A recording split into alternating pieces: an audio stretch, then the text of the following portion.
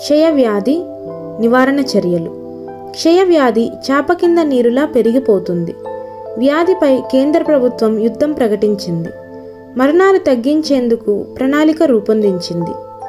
పూర్వకాలంలో టీబీకి మందులు లేక ప్రజలు మరణించేవారు. కానీ ఇప్పుడు టీబీ ఒక సమర్థవంతమైన వైద్యమున్న ప్రాణాంతకమైన అంటువ్యాధి. ప్రపంచంలోనే అత్యధిక అంటువ్యాధి మరియు మరణాలకు కారణమవుతున్న వ్యాధి టీబీ. రోజుకు సుమారు 4500 మరణాలు ఒక్క టీబీ వలన సంభవిస్తున్నాయి. క్షయవ్యాధికి కారణమైన మైకోబాక్టీరియా అనే క్రిమిని డాక్టర్ రాబర్ట్ కోచ్ అనే శాస్త్రవేత్త 1882 మార్చి 24న కనుగొన్నారు. బ్యాక్టీరియా కనుగొన్న రోజున ప్రపంచ క్షయ నివారణ దినోత్సవంగా ప్రకటించారు. డాక్టర్ రాబర్ట్ కోచ్కు వైద్యశాస్త్రంలో నోబెల్ బహుమతి లభించింది. అసలు ఈ వ్యాధి ఎలా వస్తుంది? వ్యాధి సోకిన రోగి తుమ్మినప్పుడు, దగ్గినప్పుడు నోటి నుండి వచ్చే తుంపర్లు వ్యాధికారక బ్యాక్టీరియా బయటికి వస్తుంది. అలా బయటకు వచ్చిన బ్యాక్టీరియా 24 గంటల పాటు జీవించి ఉంటుంది.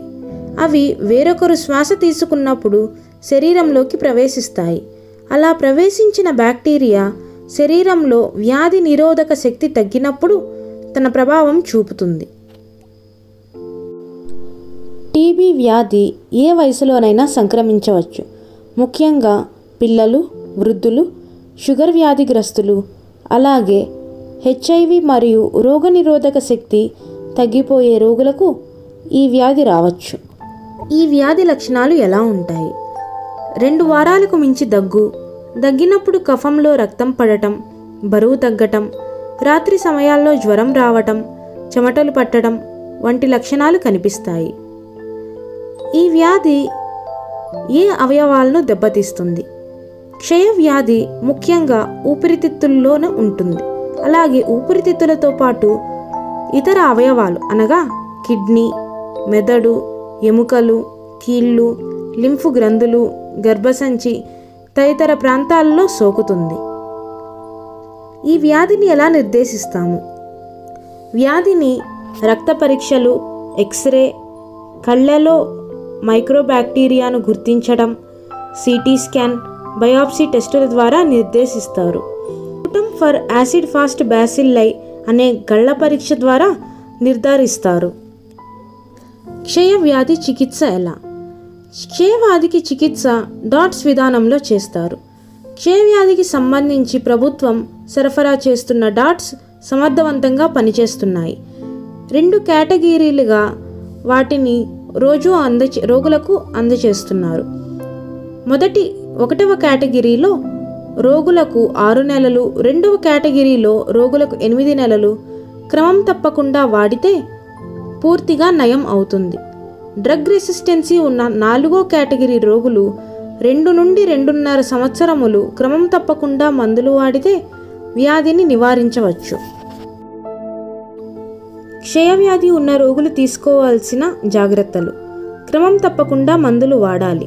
క్షయవ్యాధి సోకిన రోగి క్రమం తప్పకుండా మందులు వాడడం ద్వారా పూర్తిగా నివారించవచ్చు. సరైన ఆరోగ్య పరిరక్షణ మరియు దగ్గు, ఉమ్మి శుభ్రతతో టీబీ వ్యాధిని అరికట్టవచ్చు. అలాగే prevention is better than cure అంటాము. వ్యాధి రాకముందే కొన్ని జాగ్రత్తలు తీసుకోవడం వల్ల వ్యాధి రాకుండా నివారించవచ్చు. అవి ఏమి అనగా ఫేస్ మాస్క్ అంటే గుడ్డ మాస్క్ వాడడం వలన మిగతా వారికి వ్యాధి రాకుండా రక్షించవచ్చు. దగ్గినప్పుడు, చీదినప్పుడు గుడ్డ అడ్డుగా ఉంచుకోవాలి. వాడిన గుడ్డను బాస్కెట్లో పడేవేయాలి. చేతులను సబ్బు, వేడి నీరు ఉపయోగించి శుభ్రముగా కడుక్కోవాలి. రండి, భయంకరమైన టీబీ వ్యాధిని అరికట్టడానికి మనం చేతులు కలుపుదాం. మనందరి పంతం టీబీ అంతం. Leaders for a TB free world. You can make history end TB.